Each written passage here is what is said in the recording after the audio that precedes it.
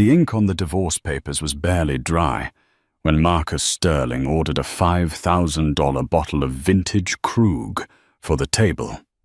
He wasn't just celebrating his freedom. He was celebrating the perfect heist.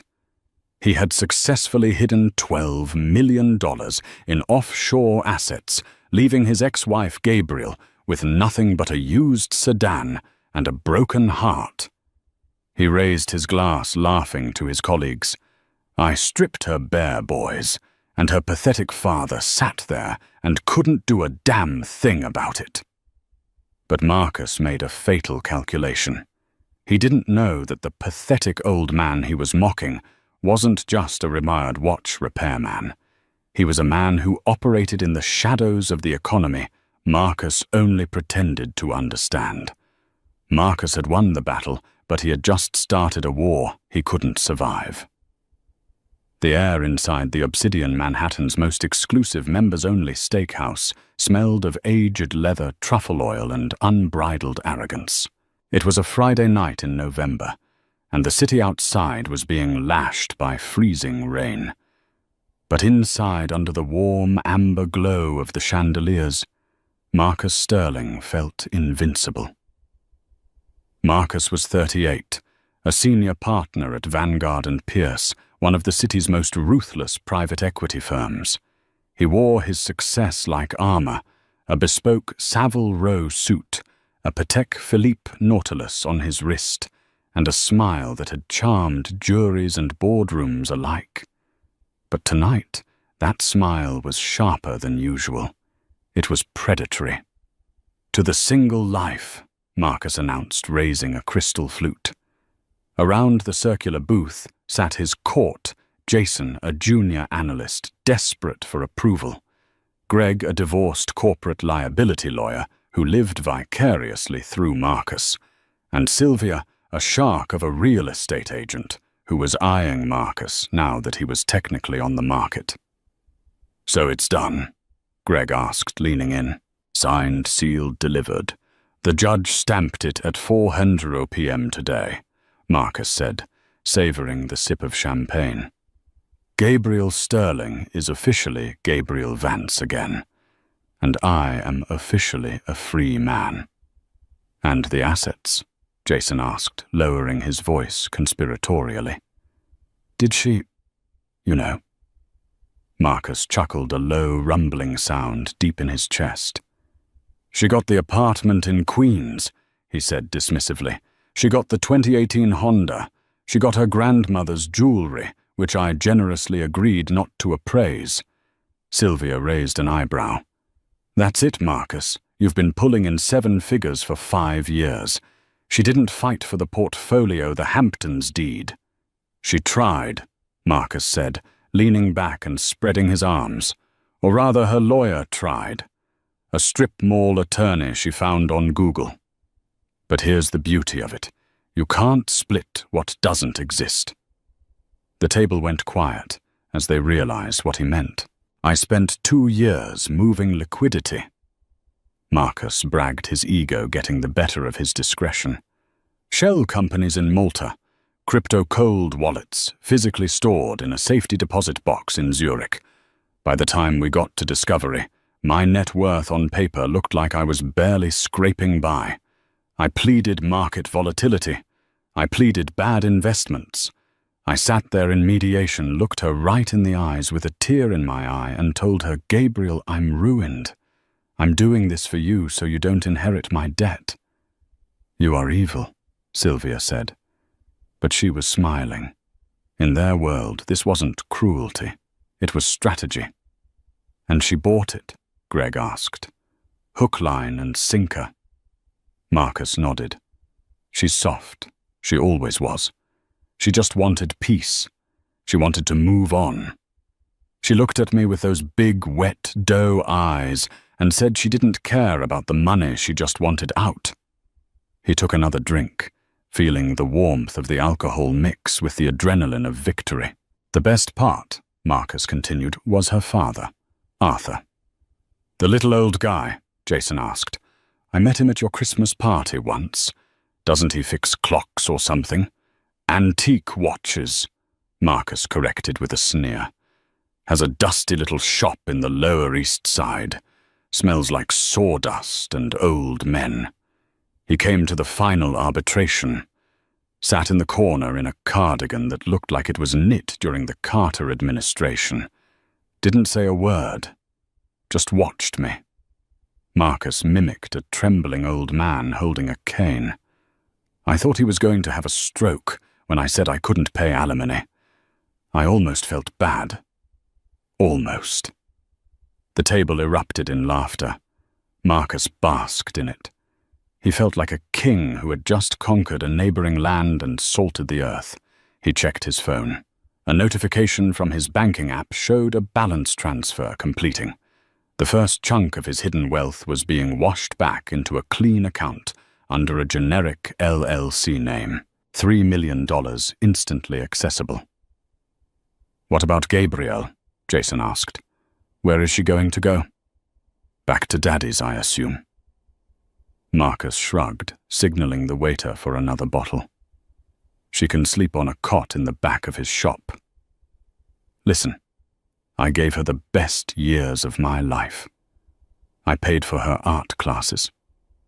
I paid for her therapy. If she couldn't monetize her creativity by now, that's not my problem. Darwinism, my friends. Survival of the smartest. Meanwhile, 10 miles away, the atmosphere could not have been more different. The rain hammered against the foggy windows of a small, narrow shop on Orchard Street. The sign above the door, hand-painted in gold leaf that was peeling slightly, read, Vance Chronometers, Est, 1968. Inside the shop was silent, except for the rhythmic, collective ticking of 300 mechanical clocks. It was a sound that drove some people mad, but for Gabrielle Vance, it was the sound of safety. It was the heartbeat of her childhood. Gabrielle sat on a wooden stool staring at the divorce decree in her hands. She was 34, but tonight she looked younger, smaller. Her blonde hair was pulled back in a messy bun, and her eyes were red-rimmed. "He won, Dad," she whispered. "He really won." Arthur Vance stood behind the main counter, wearing a jeweler's loop on his forehead and a beige cardigan, the very one Marcus had mocked. He was 72, with thinning grey hair and hands that were calloused but possessed a surgeon's steadiness. He was polishing the brass casing of a 19th century maritime chronometer. He didn't look up immediately. He carefully placed the polishing cloth down and adjusted his spectacles. "Define winning." "Ellie," Arthur said softly. His voice was gravelly calm, devoid of the panic that Gabrielle felt. "He kept everything," she said, her voice trembling. "The accounts are empty, Dad. He says the investments failed, but I know him. I saw the way he looked at me today. He was laughing behind his eyes. He has millions hidden somewhere, and I have nothing. I'm 34, and I have to move back into my childhood bedroom." "There is no shame in this house," Arthur said firmly. He walked around the counter, his limp barely noticeable a souvenir from a life he rarely spoke about. He placed a hand on her shoulder. "You are free of a man who did not value you.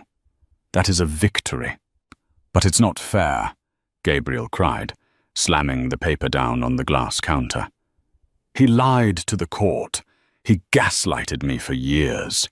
And now he gets to walk away and live like a king while we worry about the heating bill. You worked so hard your whole life, and he called you a peasant to my face, Dad. He called you a nobody." Arthur's face didn't change, but his eyes, steely blue and frighteningly intelligent, darkened by a fraction. "He said that?" Arthur asked. "He said you were a useless tinkerer, and that I was destined to be poor just like you." Arthur sighed a long, weary exhale through his nose. He turned back to the wall of clocks. He reached out and adjusted a pendulum on a grandfather clock that was off by a millisecond. Marcus Sterling is a man who understands the price of everything and the value of nothing, Arthur said. He sees a watch and sees gold and diamonds. He does not see the gears. He does not see the tension in the mainspring. Arthur turned back to his daughter. Did he sign the waiver? Arthur asked. The one relinquishing all claims to any future inheritance or family assets of the Vance line. Gabriel wiped her eyes, confused. Yes, his lawyer laughed at it. He said, I don't want your father's rusty spare parts. He signed it without even reading the appendix. Good, Arthur said. A ghost of a smile touched his lips. It wasn't a nice smile. It was the smile of a trap snapping shut. Why does that matter?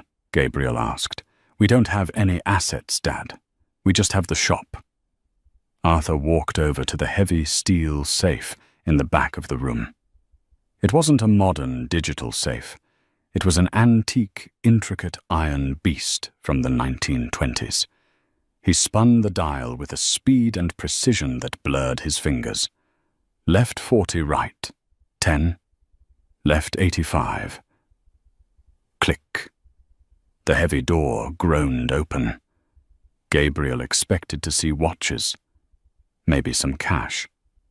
Instead, Arthur pulled out a single thick leather binder. It was old-worn and stamped with a faded emblem that looked like a globe held by a gauntlet. He carried it to the counter and laid it down next to the divorce papers. Ellie, Arthur said, his voice dropping an octave, becoming serious in a way she had never heard before. I never told you about my work before I opened this shop.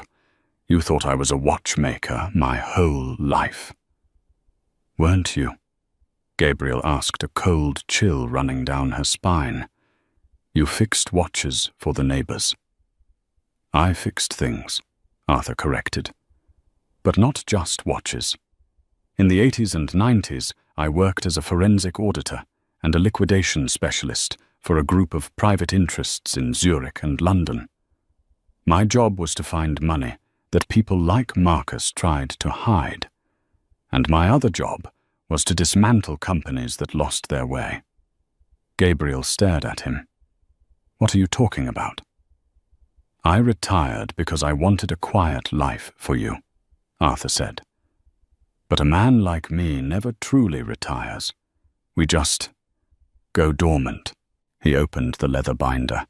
Inside were documents, not just papers, but stock certificates, land deeds, and complex organizational charts. Marcus works for Vanguard and Pierce, Arthur stated. It wasn't a question. Yes?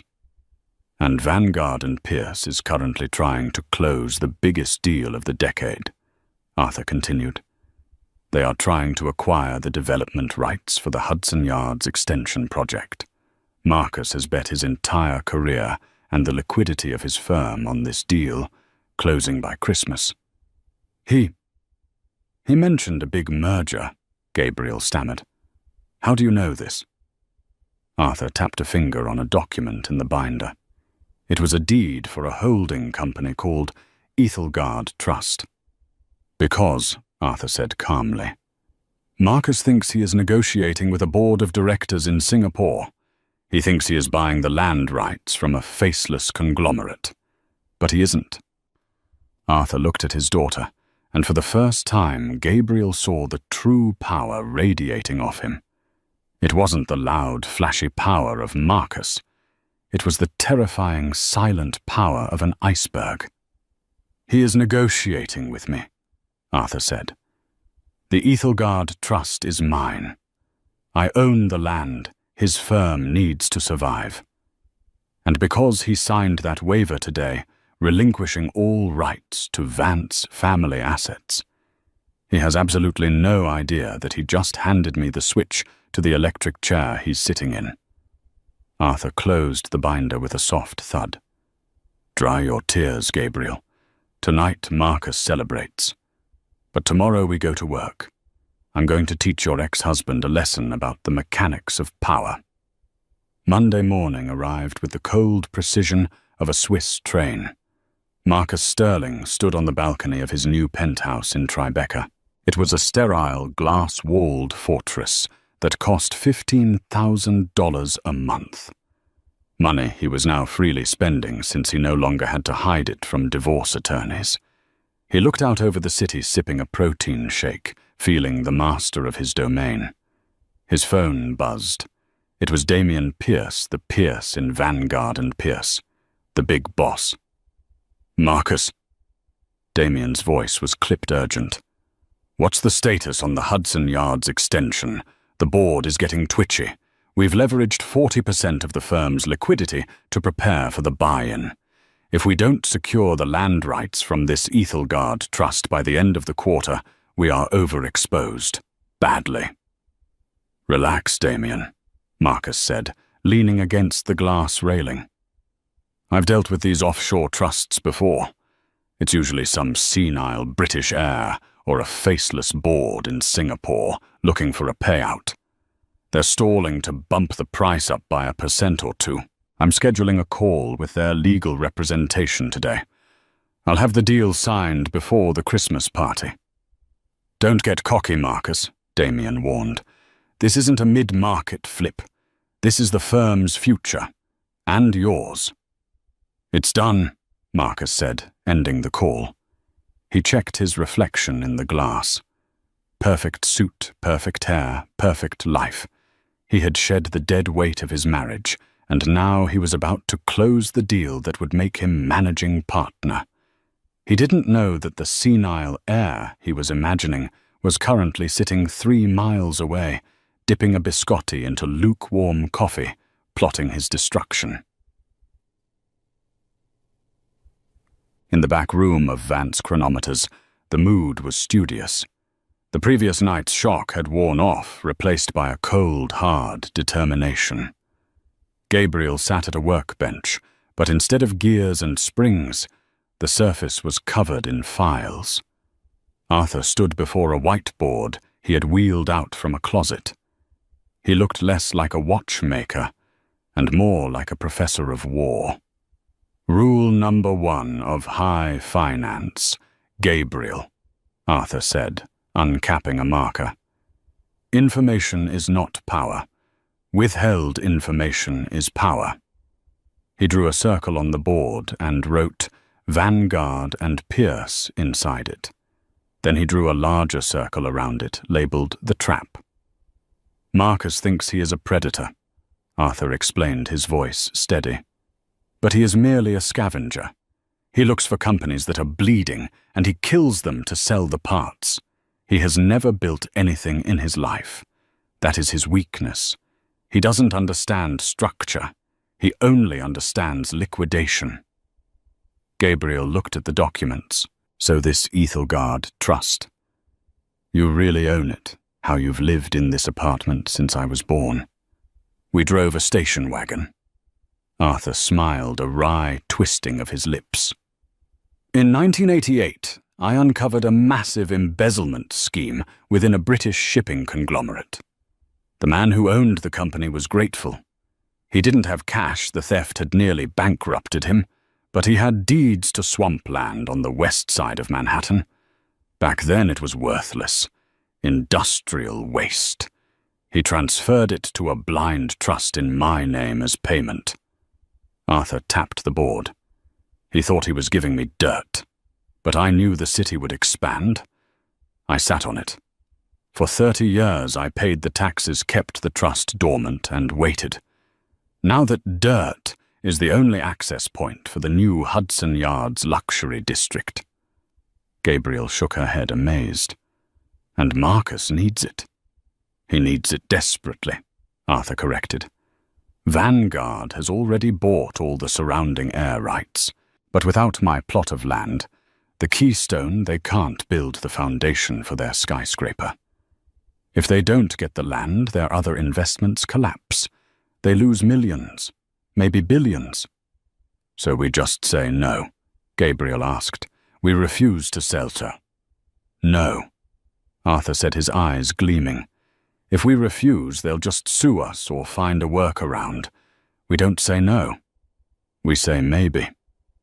He picked up a thick file. "We string him along," Arthur said. "We make him believe the deal is happening. We let him commit more and more money to the project. We let him leverage his personal assets to buy into the deal. And then at the very last second, when he is fully exposed, we pull the rug."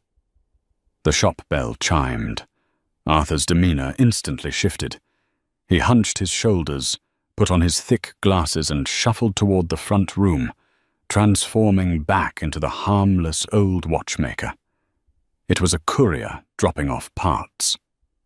But the transformation chilled Gabriel. She realized she didn't just have a father. She had a master spy on her side. Later that afternoon, Marcus sat in the boardroom at Vanguard and Pierce, flanked by Jason and Sylvia. The speakerphone in the center of the table was the focus of their attention. "Mr. Sterling," a voice crackled over the line. It was smooth British and impeccably polite. "This is Silas Thorne, representing the Ethelgard Trust." Silas was an old friend of Arthur's from his London days, a barrister who charged £500 an hour and possessed a voice that could make a death sentence sound like a dinner invitation. "Mr. Thorne," Marcus said, leaning back, putting his feet up on an empty chair. "Let's cut the chase. We're offering 20% above market value for the land rights. It's a generous offer. We can have the paperwork drawn up by end of day." "That is a compelling start," Silas said. "However, the trust is not merely interested in capital. The beneficiaries are quite particular about the integrity of the buyer. They require a vetting process." Marcus rolled his eyes at Jason. "Vetting process, we're Vanguard and Pierce. We manage $4 billion in assets. Our reputation is sterling. Pun intended." "Quite," Silas replied dryly. "However, the trust requires full transparency. We will need to see your firm's liquidity projections for the next 3 quarters, and specifically the personal investment commitments of the partners involved, to ensure skin in the game, as you Americans say." Marcus hesitated. Showing personal financials was unusual, but he was so arrogant, so sure of his position, that he dismissed the risk. "If that's what it takes to get the ink on the page, fine," Marcus said. "I'll have my team send over the data. But I want a letter of intent signed by Friday." "Send the data," Silas said, "and we shall see." The line went dead. "Pompous Brit," Marcus muttered. "He's bluffing. He just wants to see how deep our pockets are, so he can squeeze us." "Should we really send the personal liquidity reports?" Jason asked nervously. "That shows how much debt the partners are taking on." "Send it," Marcus snapped. "What are they going to do? They're a trust, not a competitor. They just want to know we aren't going to go bust halfway through construction.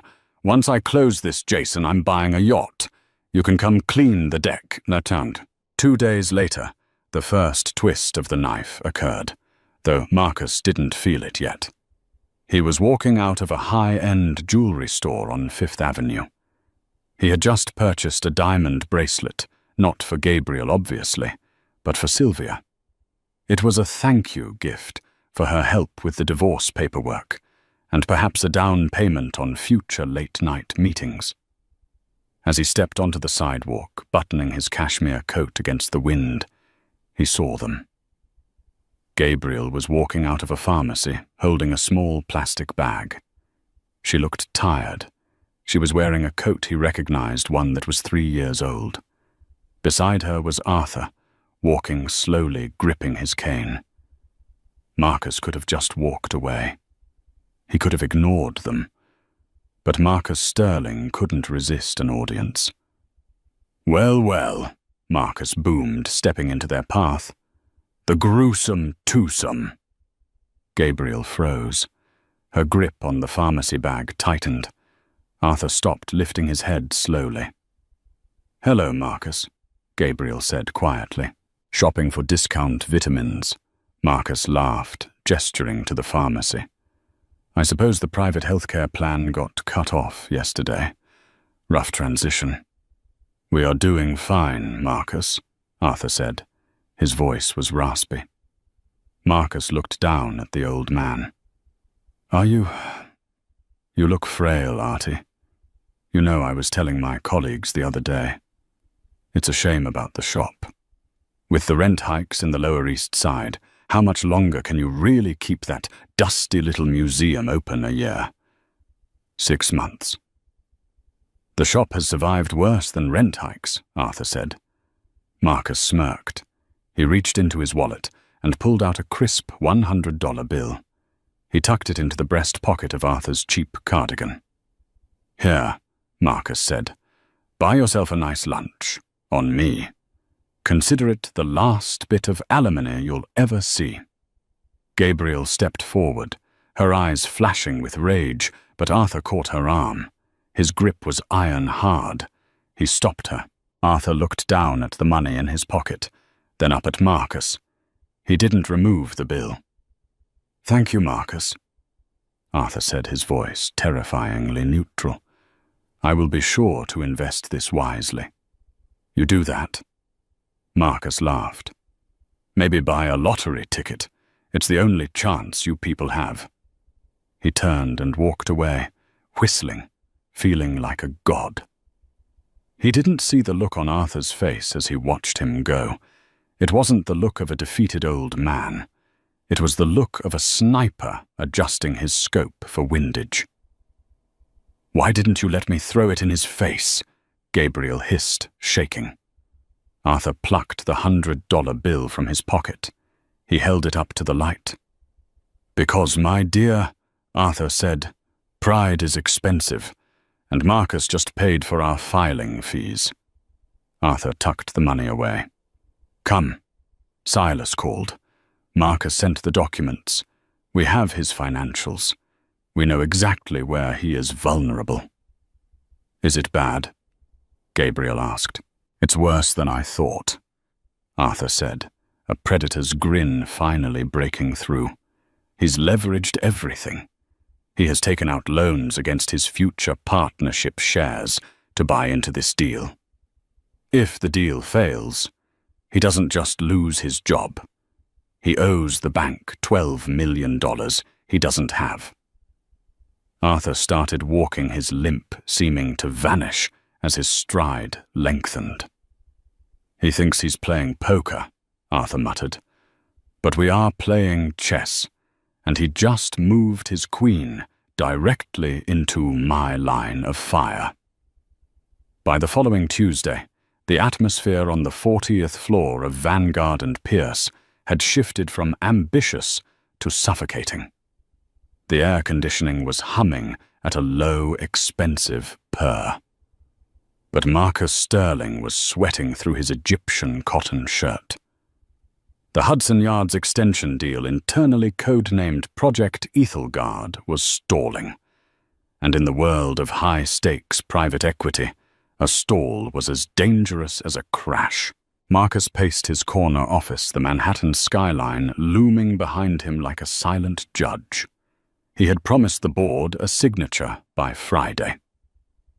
It was now Tuesday afternoon, and Silas Thorne, the ghostly British barrister representing the trust, had gone radio silent for 48 hours. Every time Marcus's phone didn't ring, his anxiety spiked. Call him again, Marcus barked at Jason, his junior analyst, who was currently watching his career flash before his eyes.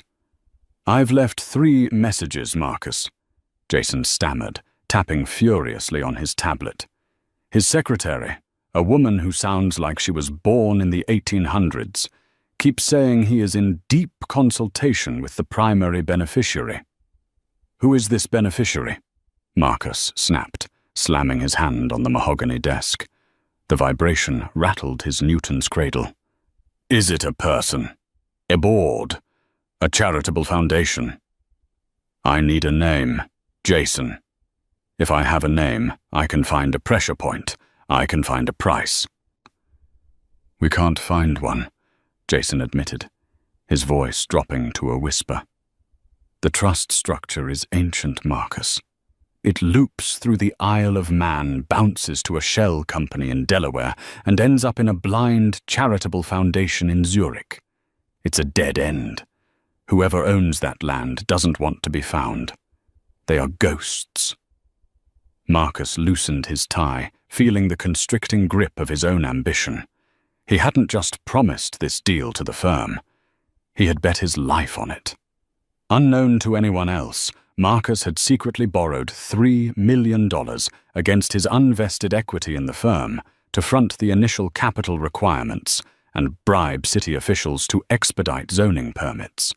He was betting that the deal would close. His year-end bonus would be 8 figures, and he could pay off the loan before anyone noticed. If the deal died, the loan would be called. He would be insolvent. The rich Marcus Sterling was actually a man standing on a trap door with a fraying rope around his neck. Just then, the phone on his desk trilled.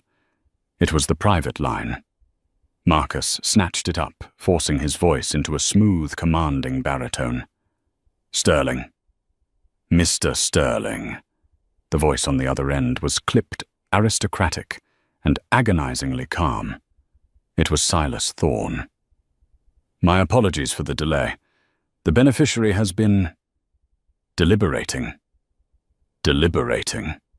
Marcus let out a forced, confident chuckle. "I assume they're impressed. We're offering 20% over market value. It's the golden ticket, Silas." "They are concerned," Silas said flatly. Marcus froze. The blood pumped loudly in his ears. "Concerned about what?" "They are concerned about liquidity," Silas replied. "The trust has noted that Vanguard and Pierce has several pending litigations regarding other developments. The beneficiary is a traditionalist. They are worried that if they transfer the land title, your firm might go into receivership before the foundation is even poured. They do not wish for their family legacy to become a derelict construction site."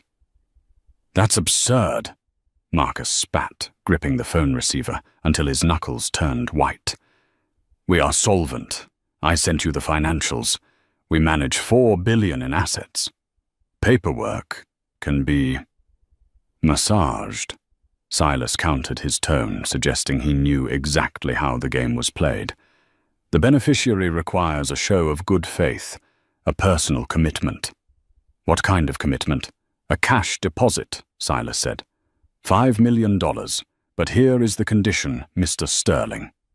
It must come from personal funds of the lead partner, not firm capital, not a line of credit from the bank, liquid cash from your own accounts. This ensures you have, as you Americans say, skin in the game." Marcus felt the room tilt. $5 million. He had the money. Of course he had the money. It was sitting in the encrypted cold wallets and the offshore shell accounts in Malta. The $12 million he had stolen from Gabriel during the divorce. But to access it, he would have to bring it back into the SWIFT banking system. He would have to expose it. "That's highly irregular," Marcus said, his mind racing through the implications. "Why not a corporate bond?" "Those are the terms," Silas said, his voice hardening. "Take it or leave it. We have a conglomerate from Shenzhen on the other line. They are willing to wire the funds by noon tomorrow. They are not asking questions." It was a bluff. Deep down, Marcus knew it had to be a bluff. But could he risk it? Could he risk losing the deal that would make him king of New York?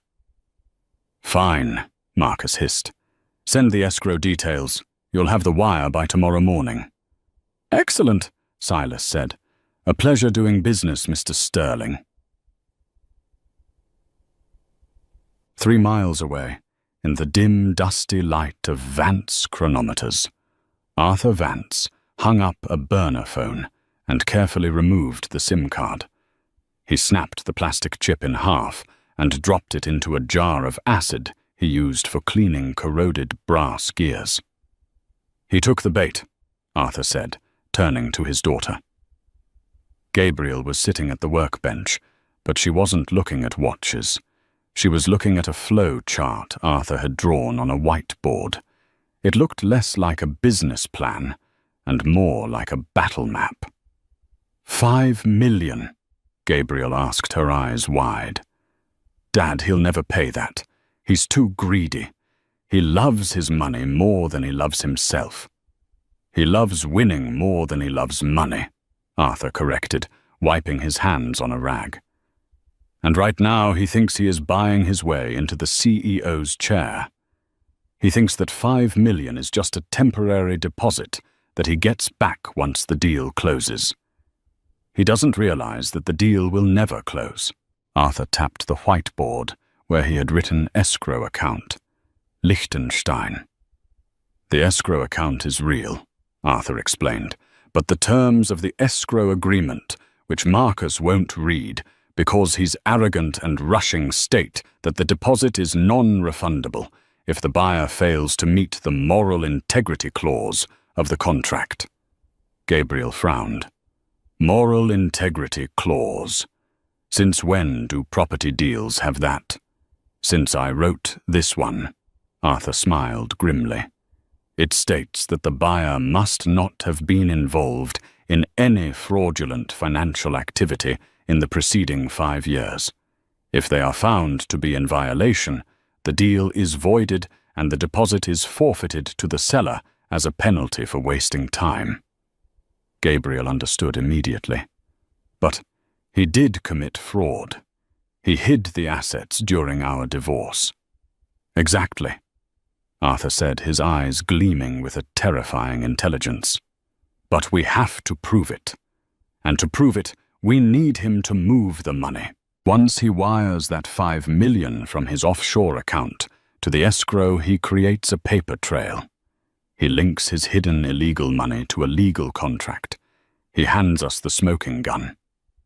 Arthur paused, looking at his daughter. However, the trap needs one more spring to snap shut. We need to isolate him. We need to make sure that when he falls, he has no one to catch him. Sylvia. Gabriel said the name, tasting like ash in her mouth. The woman Marcus had left her for. The shark in a skirt. She is his weak link, Arthur agreed. Marcus is paranoid. He doesn't trust anyone. But he needs Sylvia because she handles the regulatory compliance for the real estate deeds. If she turns on him, he's finished. She won't turn on him, Gabriel said. She thinks she's going to be the next Mrs. Sterling. Arthur slid a manila envelope across the desk. Not if she thinks she's about to be the next Gabriel. Tug. The encounter was staged with military precision. Arthur knew Sylvia's schedule better than she did. He knew she attended a boutique Pilates studio in Soho every Tuesday at 6:00 p.m. Gabriel was waiting in the lobby, feigning interest in a display of organic juices when Sylvia walked out. Sylvia looked sleek, predatory, and expensive in designer athletic wear. When she spotted Gabriel, she paused, a cruel smirk curling her lips. Gabriel, Sylvia said, her voice dripping with faux pity. I didn't think you could afford this place anymore. The membership fees are steep. Gabriel looked up. She didn't have to act hard to summon the pain. She just remembered the nights she spent crying on her father's couch. She let her shoulders slump. She let her voice waver. I'm just using a guest pass, Gabriel murmured, clutching her bag. I'm actually leaving the city soon. Oh. Sylvia checked her smartwatch, clearly bored. Moving on, good for you. Marcus said you were taking it hard. He said you were clingy. He wins, Gabriel said, looking at the floor. He always wins. But Sylvia sighed, rolling her eyes. What, Gabriel? Gabriel stepped closer, lowering her voice to a conspiratorial whisper. She looked around nervously, acting the part of the paranoid, broken ex-wife perfectly. "You should be careful," Gabriel whispered. Sylvia laughed, a harsh metallic sound. "Careful of what Marcus adores me. We're partners, in life and business." "That's what he told me," Gabriel said, her eyes filling with well-timed tears. "He told me we were partners right up until the day he emptied the joint accounts. But that's not what I mean. I mean, the exit strategy." Sylvia's smile faltered. The confidence cracked, just a hairline fracture. "What exit strategy?" "I found a phone." Gabriel lied.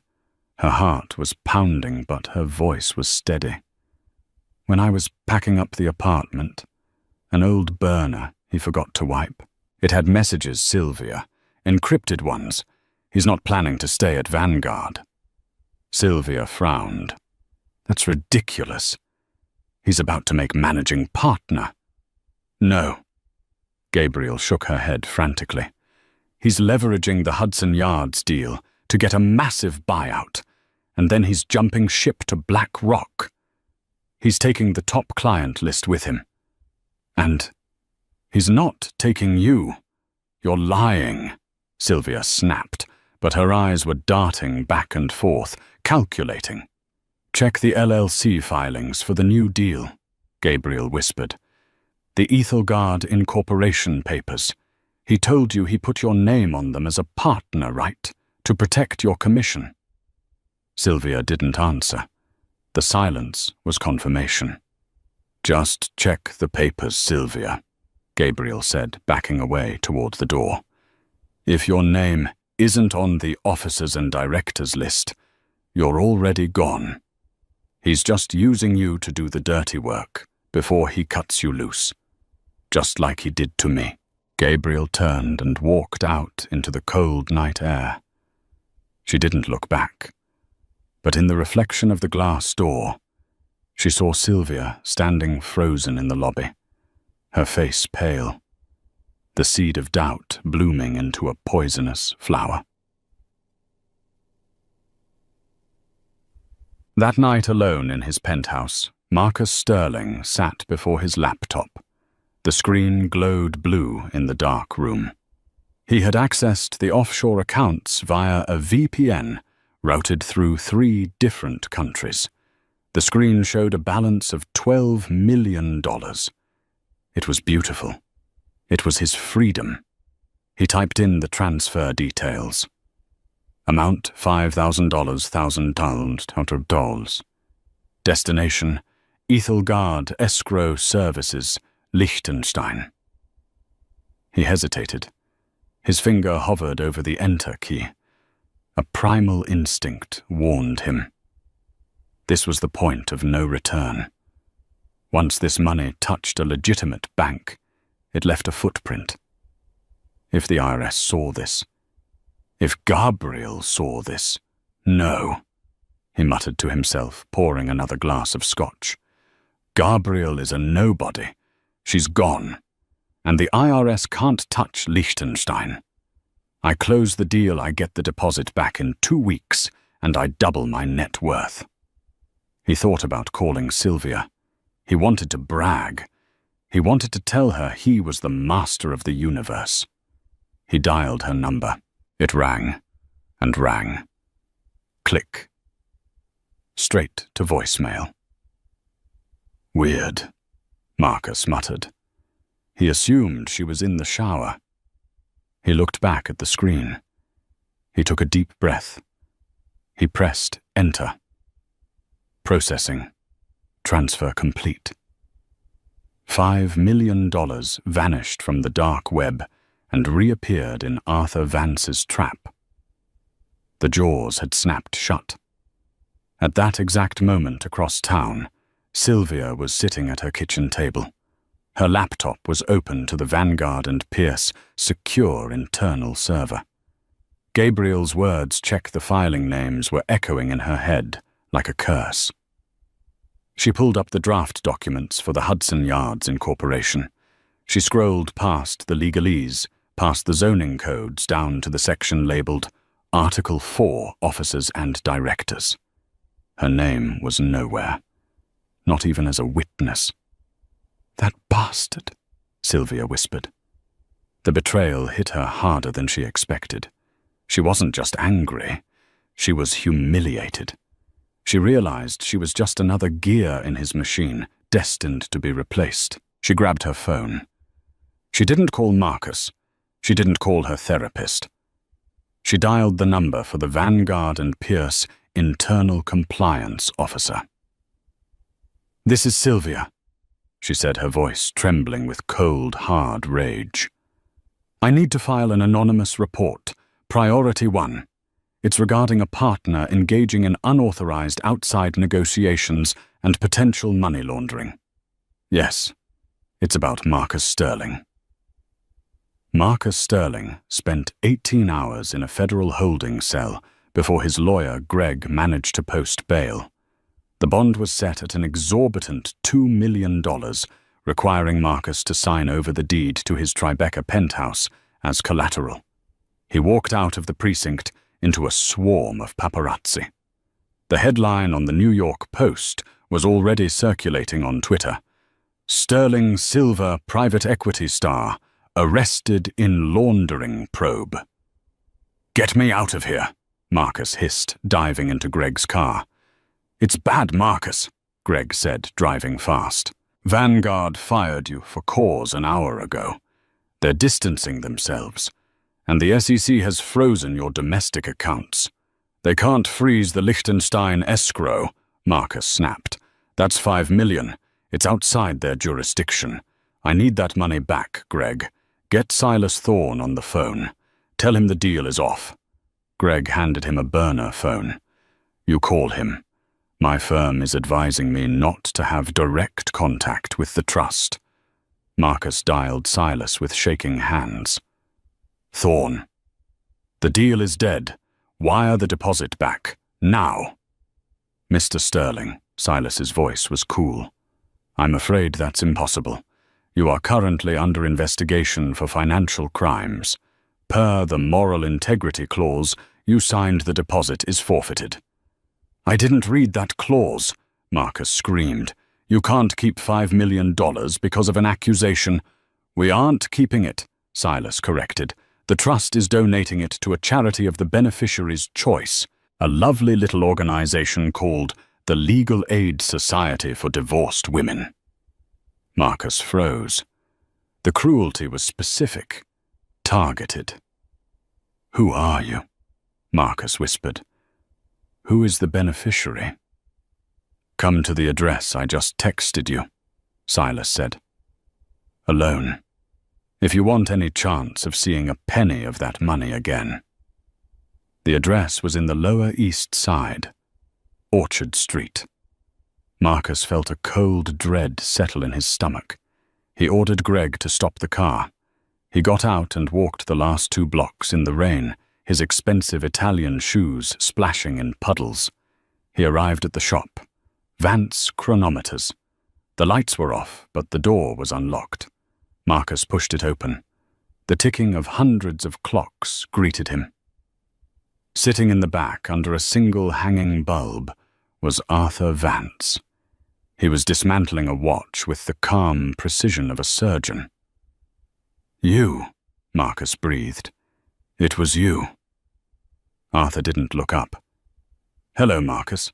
You're late." "You set me up." Marcus lunged forward, but stopped dead when he saw 2 large men step out of the shadows, Arthur's old associates from his liquidation days. "I didn't set you up," Arthur said, finally looking up with eyes like flint. "I simply gave you the rope. You were the one who tied the noose, stood on the chair, and kicked it away. Give me my money back." Marcus pleaded, his arrogance replaced by desperation. "Arthur, please, I'm ruined. The firm fired me. The feds are swarming. If I don't get that $5 million, I go to prison for tax evasion." Arthur stood up, leaning on his cane. "You wanted to strip my daughter bare," he said softly. You mocked her. You mocked me. You thought you were a shark swimming among minnows. You didn't realize you were in a tank with a kraken." Arthur pulled a document from his pocket. "I can return the $5 million, or rather I can petition the trust to reverse the forfeiture." "I'll do anything," Marcus said. "Anything." Arthur smiled. "Good, because the price of that money is a confession. A full video-recorded confession of exactly how you hid your assets during the divorce, admitting to perjury and fraud." Marcus stared at the camera lens. It looked like a black eye, unblinking and judgmental. The room was silent except for the ticking clocks. Tick, tock, tick, tock. Time was literally running out. "If I sign," Marcus croaked, "Gabriel gets everything." "She gets what she was owed," Arthur corrected, "plus interest for the suffering." Marcus looked at the two guards. He looked at the door. There was no way out. He had played the game of capitalism and lost to a man who had written the rule book before Marcus was born. "Fine," Marcus spat. "Turn it on." Arthur pressed the record button. The red light blinked. "My name is Marcus Sterling." He began, his voice devoid of the charisma that had defined his career. "I am a former partner at Vanguard and Pierce. During my divorce proceedings with Gabriel Vance, I knowingly concealed assets totaling $12 million. He spoke for 10 minutes. He detailed the shell companies, the crypto wallets, the fake losses. He laid it all bare. When he finished, Arthur stopped the recording. He removed the SD card and handed it to Gabriel, who had been watching from the shadows of the doorway. She stepped into the light. She looked different, stronger. She held the small plastic card like it was a diamond. "You look terrible, Marcus," Gabriel said. "I hope you're happy," Marcus sneered. "You got your payday. You and your daddy conned me." "We didn't con you," Gabriel said. "We just audited you." She turned to Arthur. "Is it done?" "Not quite," Arthur said. He turned back to Marcus. "The trust will release the funds to the court to be awarded to Gabriel. But there is one final piece of business." "What?" Marcus asked wearily. "You have my life. What else do you want?" "The watch," Arthur said, pointing to the Patek Philippe on Marcus's wrist. "Are you joking?" "This is $100,000. And it was purchased with marital funds you hid," Arthur said. "Take it off." Marcus slowly unbuckled the watch. He handed it to Arthur.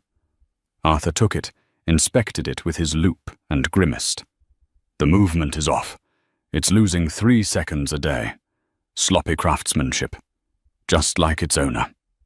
He tossed the watch into a bin of spare parts. "Get out of my shop," Arthur said. "The police are waiting for you outside." Marcus stumbled out into the rain. True to Arthur's word, a squad car was waiting, lights flashing silently against the wet pavement. As Marcus was handcuffed and placed in the back, he looked through the window of the shop. He saw Arthur and Gabriel standing together. Arthur put his arm around her. They weren't looking at him. They were looking at a grandfather clock, adjusting the time moving forward. Marcus rested his head against the cold glass. He had lost the divorce. He had lost his job. He had lost his freedom. But the worst part, the part that would haunt him in his cell for the next 5 years, was the realization that he had never really been the winner. He had just been a temporary malfunction in the Vance family machinery. And he had been fixed. The trial of the United States versus Marcus Sterling was the spectacle of the season. It wasn't just a financial crimes case. It was a public dissection of a man's ego. The courtroom was packed. Reporters, former colleagues from Vanguard and Pierce, who were there to distance themselves, and in the back row, Arthur Vance. He wore the same beige cardigan, looking for all the world like a grandfather who had wandered into the wrong room. But Marcus, sitting at the defense table in an ill-fitting orange jumpsuit, couldn't look at him. Every time he glanced back, he felt the phantom weight of the moral integrity clause crushing him.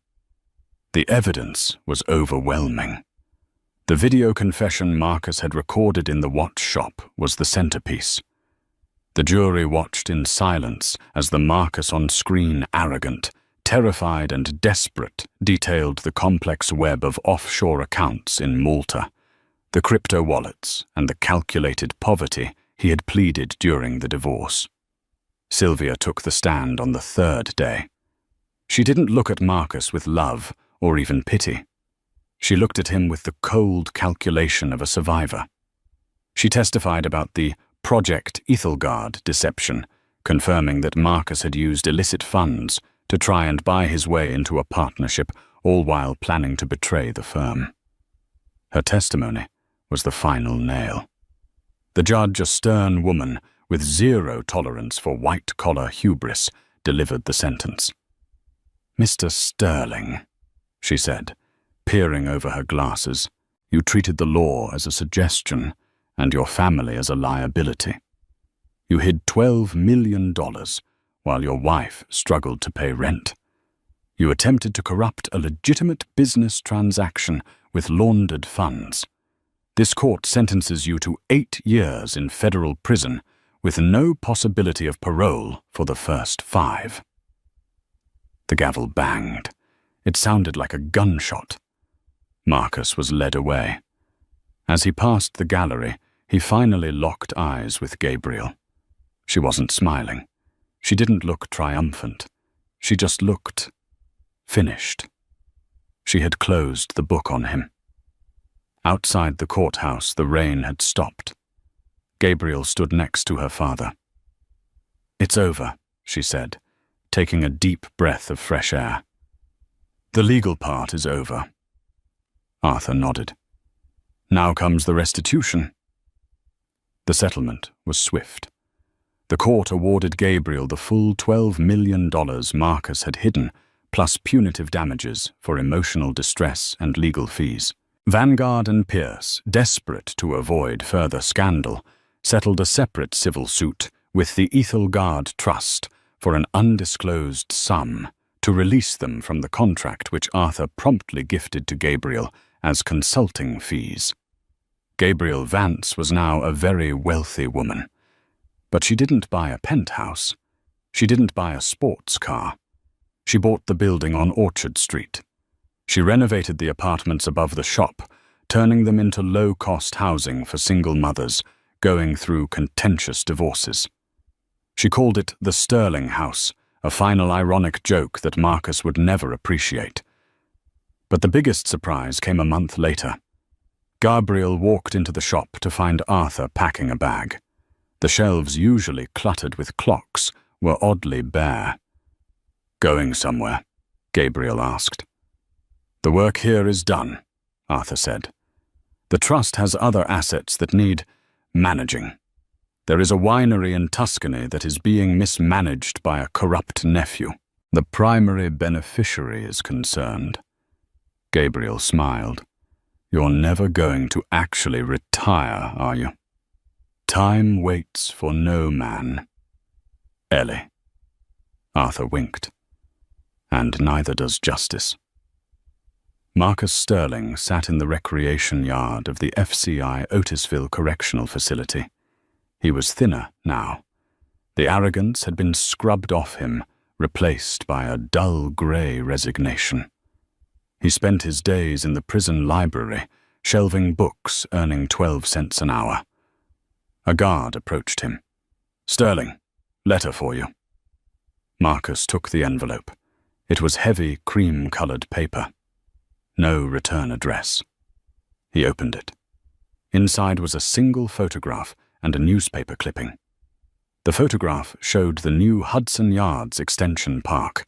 It was beautiful, lush greenery, public art installations, and a playground. In the center of the park, stood a large antique-style clock tower. The newspaper clipping was from the New York Times real estate section. The headline read, "Mystery Donor Gifts Prime Real Estate to City for Public Park." Marcus read the article, his hands shaking. Marcus dropped the letter. Arthur hadn't just stopped the deal. He had never intended to sell the land for profit. He had held on to $1 billion plot of dirt just to use it as a trap for Marcus, and then gave it away for free. It was the ultimate power move. It said, "Money is a tool for you, but it is a toy for me." Marcus looked up at the sky. He started to laugh. It was a dry, broken sound. He finally understood. He had been playing checkers against a man who owned the board. Meanwhile, back on Orchard Street, the sign above the shop had changed. It no longer read Vance Chronometers. Inside, Gabriel sat at the main workbench. She was dressed in a sharp blazer, her hair cut in a stylish bob. She looked nothing like the scared woman who had walked out of the divorce court a year ago. Across from her sat a young woman crying.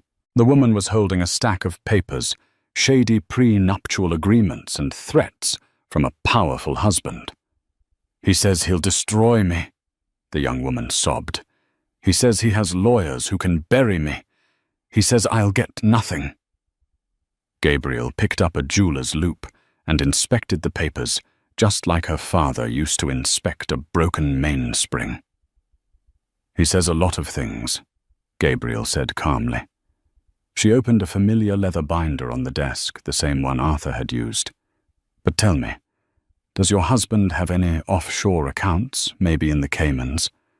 The woman looked up surprised. I think so, but I can't prove it."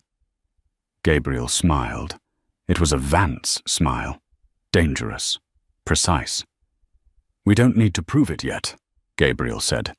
"We just need to find the loose gear. My father taught me that every machine, no matter how complex, has a breaking point." The bell above the door chimed. Arthur walked in, tanned from his time in Tuscany, carrying a bottle of wine.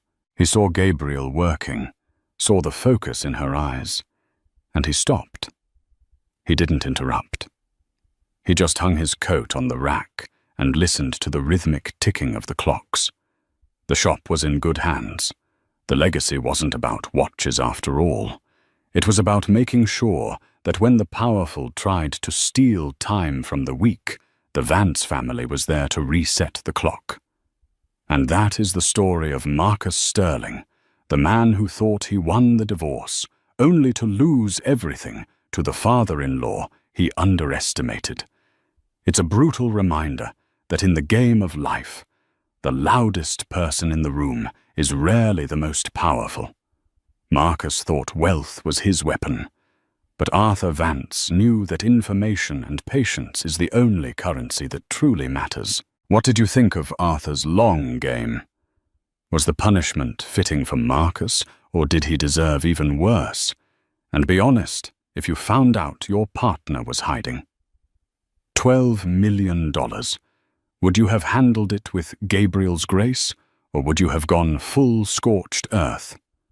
Let me know your thoughts in the comments below. If you enjoyed this story of justice served cold, please hit that like button. It really helps the channel grow. And don't forget to subscribe and ring the notification bell so you never miss a new story. We drop new dramas every week. Thanks for watching, and remember, be careful who you step on, because you never know who is holding the ladder.